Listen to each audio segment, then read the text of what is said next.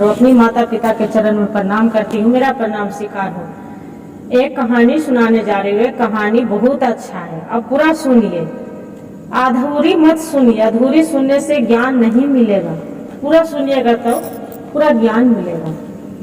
एक किसी गांव में एक राजा थे और राजा चारों दिशा के राजा थे। ऐसा नहीं थे कि वो गरीब दुखिया में राजा थे। और उसका एक संतान भी नहीं था। जब एक संतान नहीं था तो दूसरी जगह के कोई विद्वानी ब्राह्मण आए। जब विद्वानी ब्राह्मण आए तो बोले, राजा बहुत उदास थे, घर में बैठे और उसका पत्नी थे तो बहुत पूजा पाहुर, बहुत हर चीज करते थे, देव धर्म पूजा पाहुर हर चीज से मान्यता मांगते थे।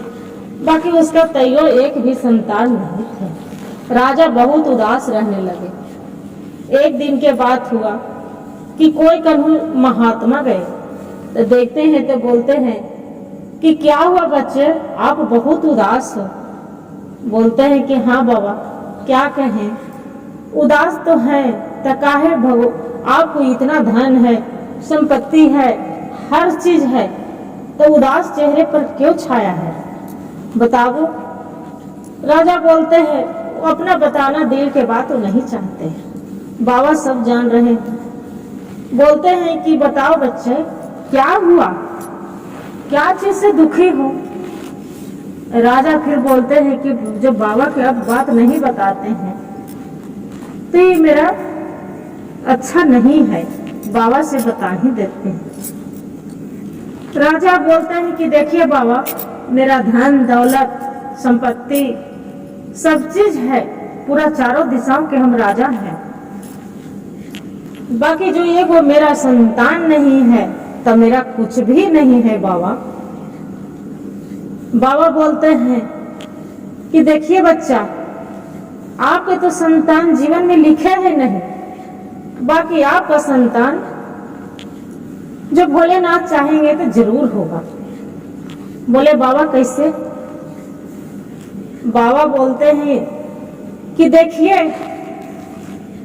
आप एक बहुत भारी सा जग कराइए और जितना ब्राह्मण है जो सभी को जौनार करवाइए और पूरा ये गांव के नगर के पूरा सभी को न्योता दीजिए और सभी को बुला के आप खिलाइए। बोले ठीक है बाबा, वो भी करके हम देखेंगे। राजा के बाद पूरा स्वयंवर रचा लिया, पूरा जग हवन पूरा होने लगा।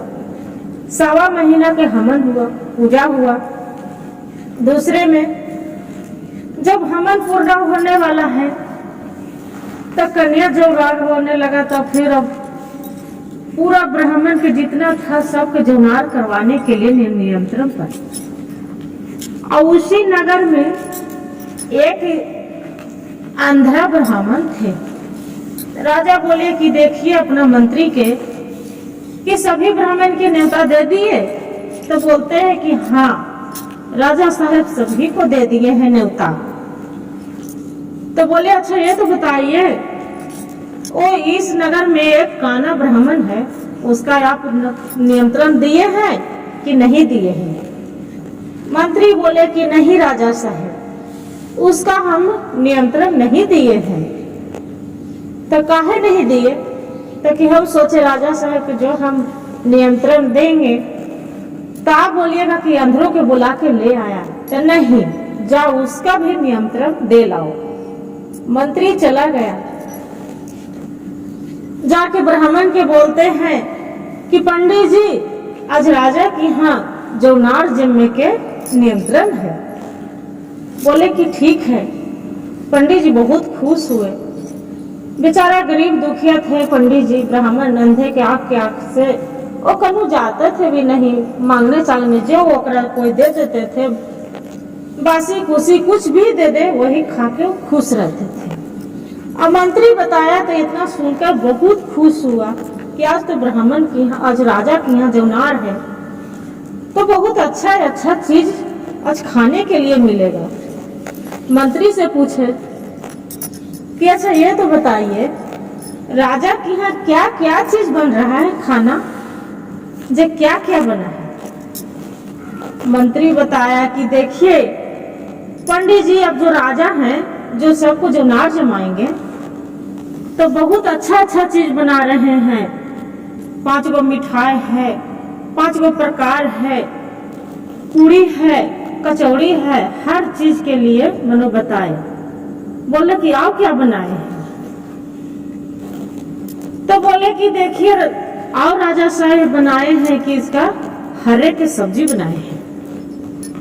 कल हरे के सब्जी कैसा होता है, हरे का तो सब्जी आज तक सुने ही नहीं, कैसा हरे के सब्जी होता है। बोले ऐसा बात है, तो कि हाँ। जब जो अथी हो गया पूरा, सब ब्राह्मण के बुला लिए, ब्राह्मण जमने लगे। वो ब्राह्मण के भी आंध्रों के भी बुलावल गया, आंध्रों के बुलावल गया तो वो भी जो नार जमने लगे। तो वो क्या कर रहा है, जो सब ब्राह्मण है तो सभी है प्रजा लोग सब खाना खा रहे हैं। आई अंधरा है ब्राह्मण जैसे टोटो के देख रहा है।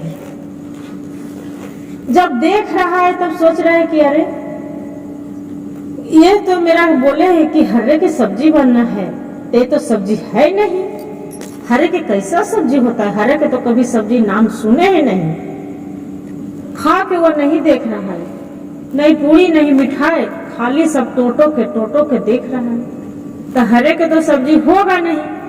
कभी काहे को मंत्री गुस्से में चिढ़ के वो बोल दिया था ब्राह्मण से। मंत्री सब जो खाने लगे तो पंडित ब्राह्मण बोलते हैं कि अरे भाई, मेरा हरे के सब्जी तो दिए ही नहीं, इसमें कहाँ है हरे के सब्जी। खिलाने वाला बोले कि नहीं बाबा, हरे के सब्जी नहीं होता है। बोलते हैं नहीं, मेरा तो बोले कि हरे के सब्जी है, ये कहाँ गया।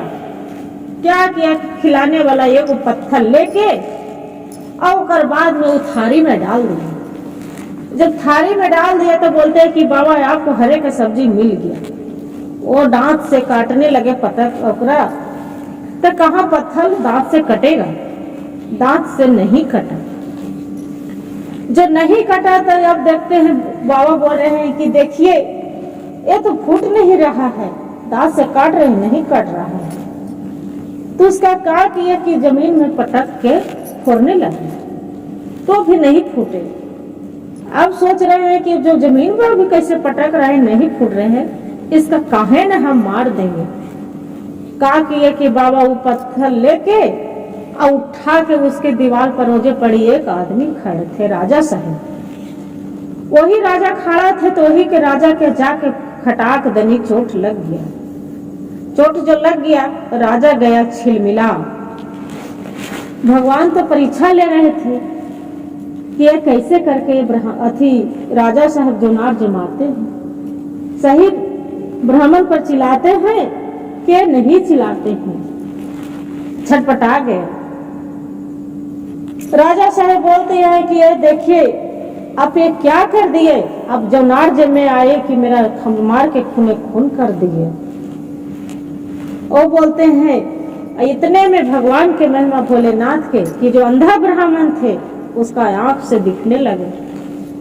जो दिखने लगते हैं तो ये बोलते हैं ब्राह्मण की देव राजा साहेब आपको हम जान के नहीं मारे, हमरा बोल दिए कि हरे के सब्जी है। तो हरे के सब्जी कैसा होता है वही हम टोटो के देख रहे थे। राजा साहब बोलते हैं कि देखिए आप हरे के सब्जी कभी जीवन में खाए हैं जो हरे को सब्जी होता है। बोलते हैं कि मेरा जो बताया गया उसी के लिए हम खोज रहे थे।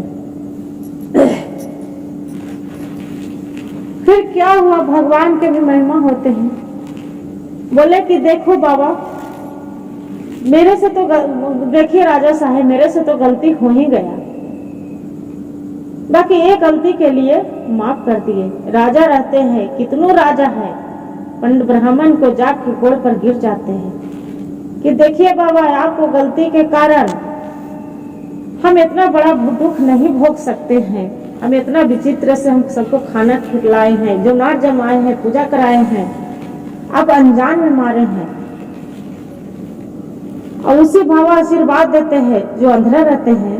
बोलते हैं कि जाइए जो खुशी के लिए आप जो जो नार करवाए हैं और जौन खुशी के लिए आप पूजा धरे हैं, आप वो खुशी मिल जाएगा।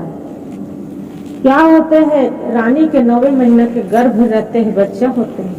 9वें महीना पर बहुत सुंदर सा बालक होके और बाद में राजा साहब धूमधाम में जाके और छठी मुंडन कराते हैं। हर हर महादेव, जय मैया भवानी।